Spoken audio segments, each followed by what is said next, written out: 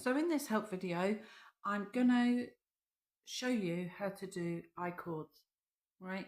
So there's two ways of doing I-cords. There's either using your regular knitting needles or double-ended needles. DPNs, they're sometimes called. So I've been knitting this, I don't know what it is. I was just doing it for a demonstration.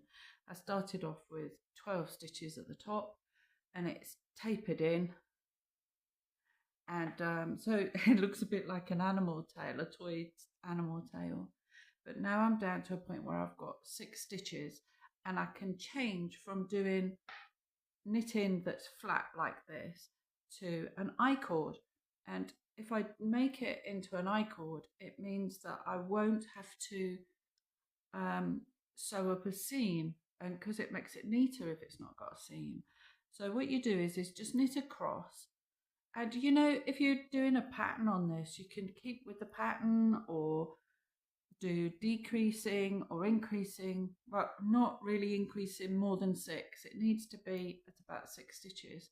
So you work your way across as usual, but then instead of turning the work, you slide all those stitches back onto the left-hand needle and give it a bit of a tug, because you want this first stitch of the next row to be quite tight. And you work your way across again.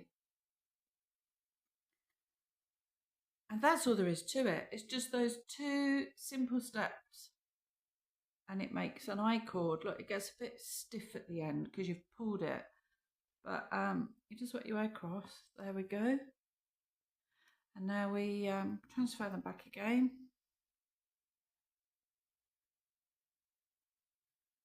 There they go. And then you do it again. So give it a tug. I'm going to do a few rows because then I can show you how it looks. But you know, French knitting that I used to do it as a little girl, and you used to buy a dolly, and it's called a knitting dolly, and it had got pegs in the top. In the old days, people used to make them with cotton wool, not cotton wool, you know, the old wooden cotton reels, and they'd just nail 4 nails in the top, and then you'd make your French knitting on that. You must tug it when you start your row to make that tight. And yeah, and then they used to do French knitting, and this is the same sort of thing, that it will turn out to look like French knitting without the dolly. And it doesn't, you know, if you're knitting an animal tail or an arm, anything, and it's got less than 6 stitches, you can knit it as an I-cord. You know, regardless of what the pattern says, as long as you do the right amount of rows, tug it. And it just means that you don't have to sew up at the end, because effectively you're knitting in the round. Oh, that's a bit tight at the end. All right, I'm going to do one more and then we'll have a look. So this is the way of doing it on regular needles. And you can see that passing all the stitches back is a bit of a faff. I mean, you know, it's not impossible. It does slow you down a bit. If you were just, you know, knitting and purling, you would be quicker. But what you spend on time passing the stitches back, let's just pass them back a minute. What you spend on time passing them back, you've saved on sewing up, and you've got the neatest possible finish. Right, I'm going to show you now. So that's the I-cord. You can see those few rows I've done, and it's the same all the way around. Look, that's where it's joined up. That's where you had to pull it tight to get those stitches to come together there. But it's perfect. You know, you couldn't sew it up better than that. That looks amazing. And and because it's made a nice tube and it's brilliant. Now I'm going to show you how to do it now with the double pointed needles. So I just need to transfer onto the double pointed needles. I'm going to knit them on. So, right. Now everybody's worried to death that they're going to lose all their needles or slide off the other end. But you know, you've only got 6 stitches. You know, I don't think really it's that perilous.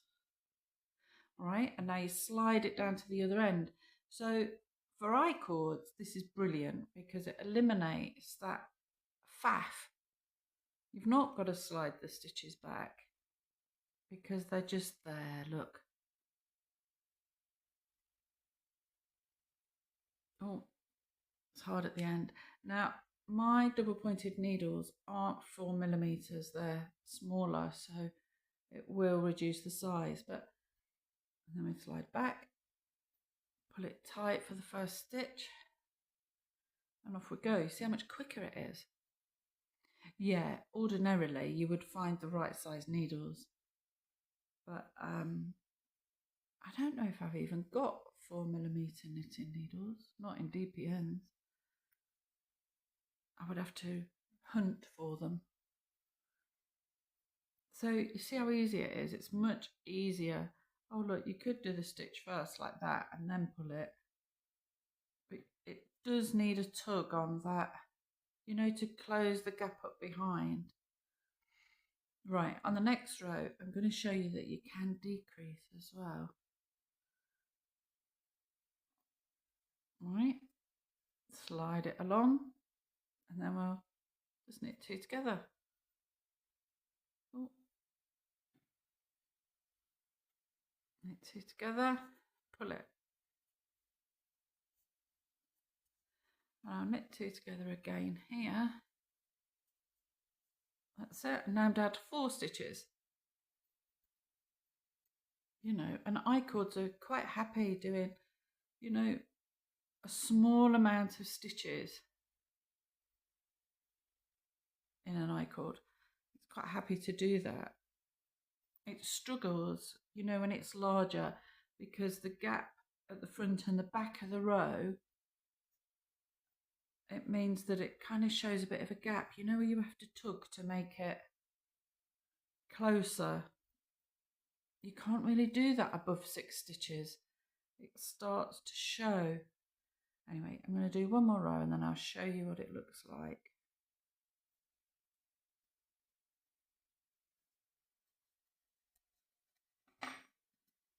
There you go. Ooh. So it's got narrower, you see. That's partly because the needles are a bit smaller, but also because we decreased. But you know, there's no seam at all. So if you're sewing, I don't know, little dolly arms or little dolly legs, if you work them as an I-cord, there's no seam, and you know, you've not got the hassle of sewing it up afterwards. You know, and if you wanted to come out again now to create a hand, you could do. You know, and then you've got a little wrist and it comes back out again. So that's how to knit I-cords on regular needles and on double pointed needles.